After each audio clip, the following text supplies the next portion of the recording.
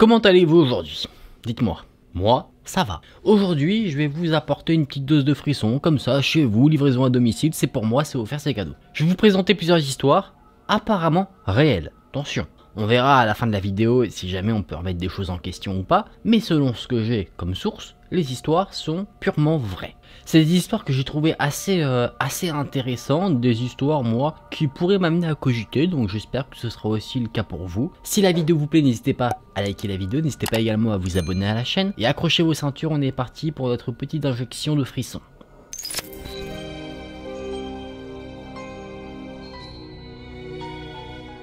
Il y avait une femme du nom de Esther qui vivait dans le comté de Letcher, dans le Kentucky, en 1934. Donc c'était pas hier. Elle avait un petit ami du nom de Ezra Jackson, et le couple, il était très amoureux.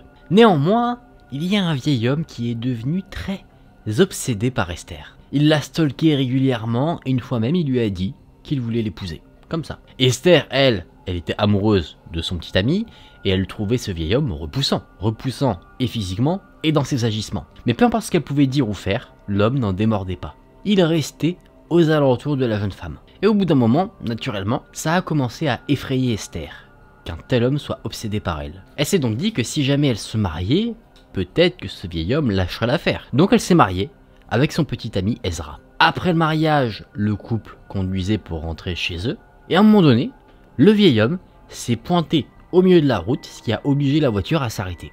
Ezra, pour éviter de tuer l'homme sur la route, a dû faire une manœuvre en braquant à fond le volant, ce qui a fait déraper la voiture, et le vieil homme, lui, il a pas bougé. Il s'est juste rapproché de la voiture une fois qu'elle était arrêtée, côté passager, là où se trouvait Esther, et il est allé parler à la jeune femme. Il lui a dit « Je vais mourir bientôt, mais je reviendrai pour toi.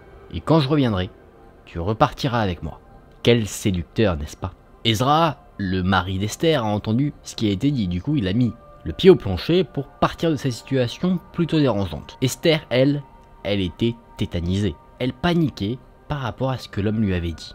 Elle n'arrivait pas à sortir ses paroles de sa tête. Quelques jours passent, et effectivement, l'homme disait vrai. Il a été retrouvé mort chez lui. Son corps était enterré dans le cimetière local, et il avait pas d'amis ou de proches qui vivaient dans le coin, du coup, il n'y avait personne à son enterrement. Tous ceux qui avaient pu le côtoyer en étaient effrayés. Donc en soi, personne n'a pleuré sa mort. Un an passe depuis la mort du vieil homme, on est en décembre et il neige. Esther est dans sa pièce à vivre, elle lit tranquillement un petit bouquin quand elle entend quelqu'un toquer à sa porte. Son mari et ses deux frères se trouvaient dans la cuisine, du coup, Esther s'est dit qu'étant plus proche de la porte, c'est elle qui allait ouvrir. Elle dit « Je vais aller voir qui c'est ». Les trois hommes entendent que Esther va ouvrir la porte, mais c'est tout. Ils ne l'entendent pas parler, ils n'entendent personne rentrer dans la maison, rien du tout, juste le son de la porte qui s'est ouverte. Il y avait en gros un silence un peu pesant. Au bout de quelques minutes, ces hommes décident d'aller voir ce qui se passe. Ils vont donc dans la pièce à vivre, là où se trouvait de base Esther. Et là, ils tombent devant un spectacle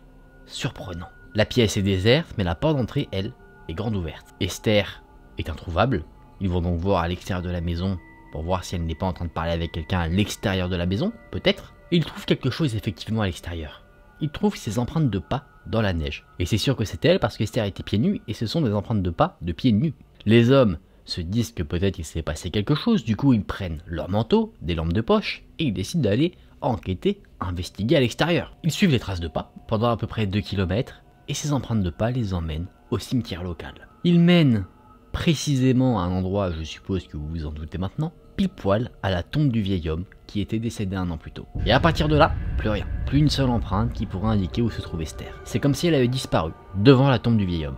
Pendant que les deux frères patientaient dans le cimetière, parce que peut-être Esther allait refaire son apparition, Ezra, lui, a couru pour aller chercher de l'aide. Il revient avec 7 hommes du village, il était à peu près minuit, il faisait extrêmement froid dehors, et tous ensemble, ils ont continué leur recherche de la femme disparue. Ils ont décidé d'ouvrir la tombe du vieil homme, ils ont ouvert son cercueil, et le spectacle qui se trouvait à l'intérieur les a effrayés. Selon vous, dites-moi, vous pensez qu'ils ont vu quoi? Laissez-moi deviner une des possibilités à laquelle vous pensez. Vous pensez que Esther serait dans le cercueil du vieil homme?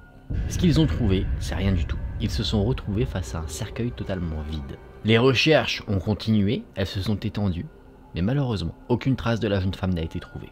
De plus, on n'a jamais retrouvé non plus le corps de l'homme qui était enterré. Donc depuis ce jour, la disparition de Esther Jackson est un mystère. Donc maintenant, si quelqu'un vous dit « je vais revenir pour toi », vous allez le croire. Non, c'est une histoire assez intéressante, plutôt effrayante, hein, la présence de ce vieil homme. Là où on peut s'interroger, c'est pourquoi l'homme est revenu entre les morts. Est-ce que c'était quelqu'un qui pratiquait des rituels assez particuliers?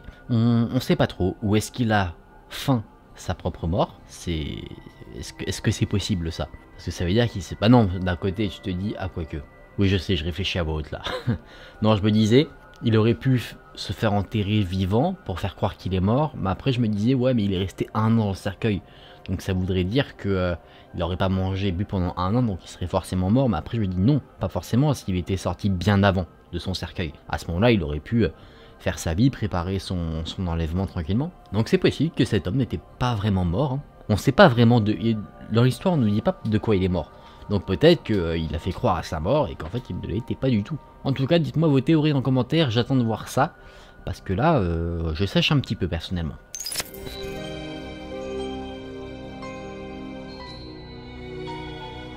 Les amis, dans cette histoire-là, alors c'est pas de l'horreur pure comme d'autres histoires, mais là ce que je voudrais vous partager, c'est le sentiment que quelqu'un a eu. Et ça, c'est un sentiment, je pense, effroyable. Vous allez comprendre. Je vais vous la raconter à la première personne, vous allez voir. Moi, j'ai eu cette histoire et honnêtement, quand tu comprends le truc, tu te dis, ouais, c'est chaud quand même. Je vivais dans une très vieille maison. Un de mes amis est venu me rendre visite. Il venait pour rester 4 semaines et il avait apporté beaucoup de bagages avec lui. Il n'y avait qu'une chambre dans la maison, donc il dormait sur le canapé dans la pièce à vivre. Un matin, cet ami est rentré dans ma chambre en trombe, en criant « Au feu, au feu ». Je me suis réveillé, j'étais un peu dans le brouillard, j'étais confus. Je ne savais pas ce qui se passait, je le soupçonnais de me faire une farce, une mauvaise farce. Je me suis donc levé de mon lit et c'est là que j'ai senti quelque chose. Le sol était très chaud et j'ai vu mon ami foncer dans le couloir et moi, je l'ai poursuivi naturellement. J'ai su qu'il y avait quelque chose qui n'allait pas. Je ne voyais pas de feu, mais pendant que je me précipitais vers la sortie, j'entendis des bruits de craquements tout autour de moi. Le feu se trouvait dans les murs. On est sorti de la maison sans souci, on a traversé la rue, on est arrivé de l'autre côté de la rue. Je me suis retourné et j'ai regardé la maison. Il y avait une énorme fumée noire au-dessus d'elle. On est resté là pendant un moment, à regarder les flammes consumer la maison, et assez attristé de perdre mon logement, j'ai jeté mon regard vers le sol. Et c'est là que j'ai vu que tous les bagages que mon ami avait amenés étaient là, bien rangés sur le trottoir.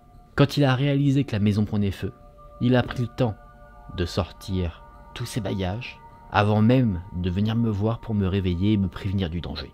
Pour lui, ces bagages étaient plus importants que ma propre vie. Le feu avait commencé dans la cave, et il s'était rapidement dispersé dans les murs. Tout a brûlé, le sol s'est effondré, pas beaucoup de temps après qu'on se soit enfui de la maison. Les pompiers avaient été prévenus, ils sont arrivés, ils ont éteint le feu naturellement, et ils nous ont dit qu'on avait eu beaucoup de chance de s'en sortir en vie. Si on ne s'était pas enfui de la maison aussi rapidement, je ne serais sûrement pas là pour raconter cette histoire.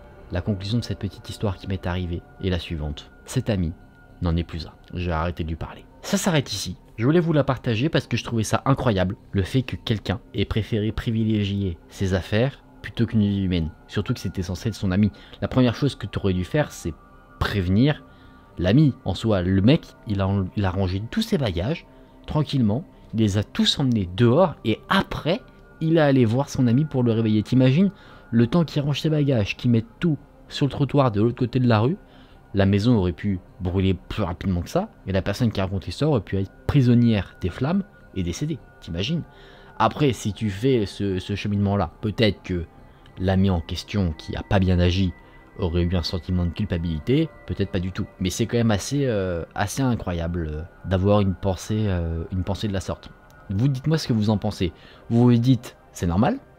Ou vous vous dites, effectivement, c'est le pire pote qu'on puisse avoir. Moi, j'ai mon avis sur la question. Je pense plutôt que c'est le pire pote qu'on puisse avoir. Personnellement, je l'inviterai pas à mes anniversaires.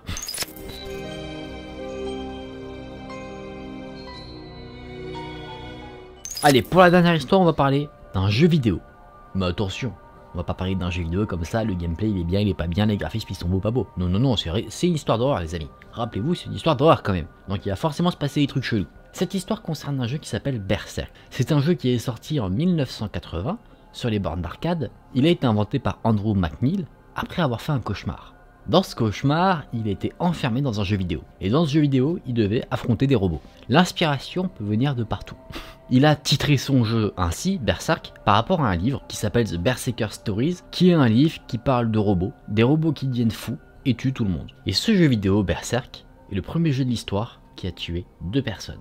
Dans le jeu vidéo, vous devez guider un petit personnage dans un labyrinthe. Dans ce labyrinthe, il y a des robots tueurs qui essayent de vous assassiner avec des lasers. Si le robot te touche, tu meurs. Si les lasers du robot te touchent, tu meurs. Si tu touches les murs, tu meurs. Et ton ennemi dans le jeu, c'est un smiley qui s'appelle le démon Otto. Parfois, il apparaît comme ça de nulle part et il essaye de te tuer. Cet ennemi-là, il est assez particulier dans le jeu parce que lui, tu ne peux pas le tuer. Tu es obligé de le fuir à chaque fois. Apparemment, ce jeu était un jeu qui utilisait la parole. Quand tu rentrais dans la salle d'arcade et que tu allais à côté de la borne d'arcade qui proposait le jeu, on détectait si tu avais une pièce pour jouer ou pas. Et donc si tu avais une pièce, il y avait une voix dans la borne d'arcade qui disait « pièce détectée dans la poche ». C'était pour jouer sur l'aspect un peu robotique de la chose. Et justement, le jeu parlait directement aux joueurs et non aux personnages du jeu. Par exemple, le fameux Evil Otto, le démon Otto, parfois dans le jeu pouvait dire « intrus détecté, l'humain ne doit pas s'échapper, tuez-le ». Comme si en fait, toi, joueur, tu étais toi-même enfermé dans le fameux cauchemar du créateur du jeu, donc que tu étais réellement poursuivi par des robots tueurs. En janvier 1981, Jeff Dailey est la première personne à avoir été assassinée par ce jeu. Il avait 19 ans, il a succombé à une crise cardiaque, juste après avoir atteint le plus grand score du jeu. En avril 1982, Peter Bukowski, âgé de 18 ans, s'est rendu dans une salle d'arcade qui se trouvait dans l'Illinois. Il est allé directement pour jouer à ce fameux jeu, et au bout d'un moment, à force de jouer, il a atteint également des scores assez élevés, ce qui fait qu'il pouvait noter son nom dans le jeu pour, voilà, un peu comme un Hall of Fame. Il a donc mis ses initiales, et juste après avoir noté ça, il s'est effondré au sol, il a perdu la vie à cause d'une crise cardiaque. Et à chaque fois, chose qui est assez effrayante, c'est que quand ces personnes se sont effondrées devant la borne d'arcade, le fameux démon Otto apparaissait avec son fameux sourire démoniaque sur son visage. Là, ce sont des cas associés au jeu Berserk. Après, il y a eu plein de décès en lien avec les jeux vidéo, des accidents, ce genre de choses. Par exemple, un homme de 33 ans en Chine a joué pendant 27 jours à un jeu en ligne sans s'arrêter une seule fois. Il ne se nourrissait pas beaucoup, il ne dormait pas beaucoup, la seule chose qu'il mangeait, c'était des ramen. Il est décédé à cause de la malnutrition et d'une crise cardiaque. À 13 ans, une jeune fille du nom de Annalie Keoe jouait à la Xbox 360 quand elle a commencé à marmonner « Maman, je n'arrive plus à respirer ». Elle a fait une crise cardiaque, elle a pu être sauvée quand même après cette crise cardiaque, néanmoins, elle était constamment après sous assistance médicale. Elle ne vivait plus du tout, elle était quasiment dans le coma, elle ne disait rien, elle ne parlait pas. En fait, elle était maintenue en vie artificiellement, du coup ses parents ont décidé de la débrancher, ce qui fait de cette jeune fille la plus jeune mort à cause d'un jeu vidéo.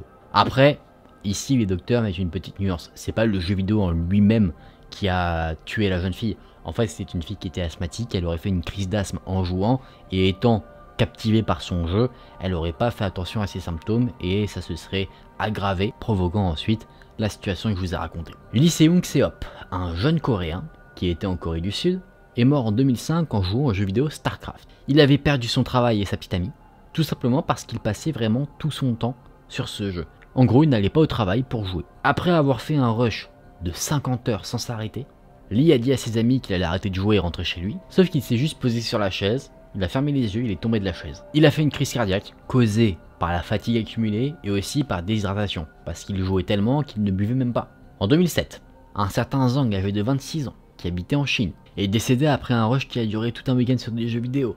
Après lui, là où c'est particulier, c'est que c'était quelqu'un qui avait pris beaucoup de poids, qui était vraiment en obésité morbide, qui ne faisait vraiment aucun exercice, il ne sortait pas de chez lui, il restait constamment sur sa chaise, il était totalement addict à internet, donc c'est pas forcément non plus le jeu vidéo qui l'a tué. À chaque fois, si vous faites bien attention, le jeu vidéo est un point commun, certes, mais il y a quand même des raisons autres, des raisons tierces qui sont, comment dire, c'est pas le jeu vidéo en lui-même, tu vois, qui a causé la mort, c'est parce que les gens ne mangeaient pas, ne buvaient pas, ils jouaient trop. Vous voyez, c'est pas un jeu qui te tue comme ça parce qu'il y a un screamer et tu fais une crise cardiaque. Non. Néanmoins, pour le jeu Berserk dont j'ai parlé au début de cette histoire, là on sait pas trop ce qui s'est passé. Peut-être que le jeu a réussi à rentrer dans la tête des joueurs qui ont réussi à atteindre des scores élevés et le jeu a voulu se venger et a fait en sorte qu'ils perdent la vie. Bon les amis, vous voyez ces histoires-là, Bon, les histoires de jeux vidéo c'était assez particulier, ça je vous l'accorde. Ça reste mystérieux quand même pour le jeu Berserk. Après tu vois que dans sa création il y a quelque chose déjà d'un peu effrayant. Tu te dis créer un jeu vidéo à partir d'un cauchemar que t'as fait, déjà c'est ingénieux, mais de deux, ça peut donner des trucs totalement fous. Est-ce qu'il y aurait un truc un peu maudit, je sais pas trop dans quel sens expliquer, mais je sais pas, genre vu que ça a été créé à partir d'un cauchemar, le cauchemar est retranscrit dans le jeu et du coup le jeu fait vivre des cauchemars à ceux qui y jouent, enfin je sais pas, là je pars très loin. Bon les amis, on va éteindre la borne d'arcade et on va aller en sécurité tranquillement, là où il n'y a aucun danger pour débriefer de la vidéo.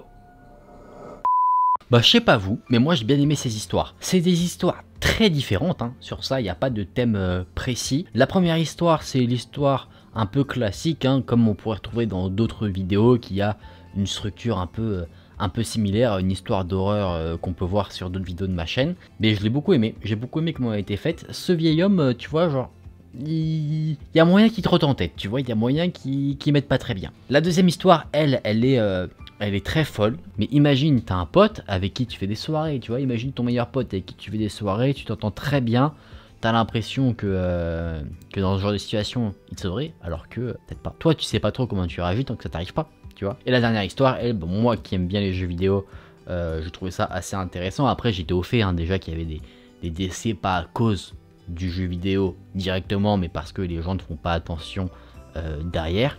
Mais l'histoire du jeu Berserk, ça, je trouve ça assez intéressant. Ça m'a un peu fait penser dans le style, alors je sais pas si vous connaissez, mais à Tron, c'est un film où dedans le mec est enfermé dans un jeu d'une borne d'arcade, et après bon t'as toute une histoire évidemment, mais voilà, ça m'a fait penser un petit peu à ça, là un peu plus d'un côté creepy évidemment, parce que on a des décès un peu inexpliqués. Après, est-ce qu'ils avaient joué non-stop pendant tu sais pas combien de temps sans boire avant leur accident, tu ne sais pas trop, mais ça reste assez mystérieux. En tout cas les amis, j'espère que la vidéo vous a plu. Si c'est le cas, n'hésitez pas à liker la vidéo, n'hésitez pas également à vous abonner à la chaîne pour être au courant de toutes les prochaines vidéos. Merci d'avoir regardé la vidéo, ça fait plaisir.